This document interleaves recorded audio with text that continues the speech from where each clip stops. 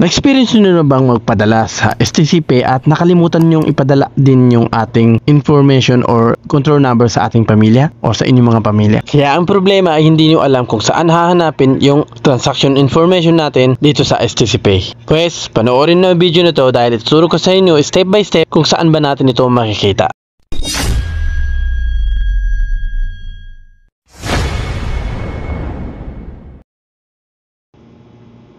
Buksan lang natin ang ating STC Pay at hanapin natin dito ang international transfer.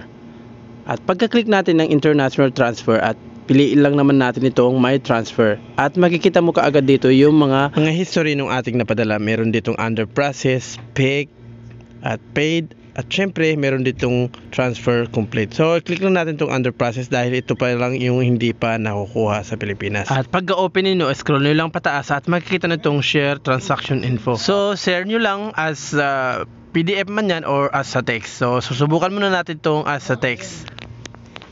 So, yan, isi-send natin sa ating receiver. Then, titignan natin kung ano yung laman ng ating transaction information dito. Then, open natin yung messenger niya.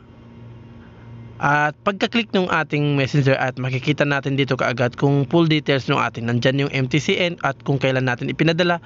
Ang problema lang dito ay walang total amount via peso. So, ipapadala natin uli via PDF para makita natin yung full details naman kung ano yung pagkakaiba dito. Then, text natin sa kanya. Buksan natin. Pupunta natin yung messenger niya. Ayan, so open natin.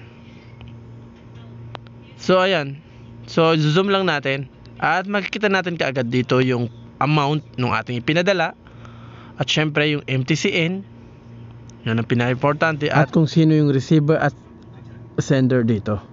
So guys, ganun lang kadali natin ma-send uli yung ating transaction information sa ating mga STC Pay. At kung may katanungan kayo regarding sa STC Pay ay pwede ko kayong matulungan. At kung nagustuhan nyo ang video nito, don't forget to like and share at subscribe siyempre. At i-click na rin yung ating notification bell para lagi kayong updated sa mga bago pa natin mga video na i-upload.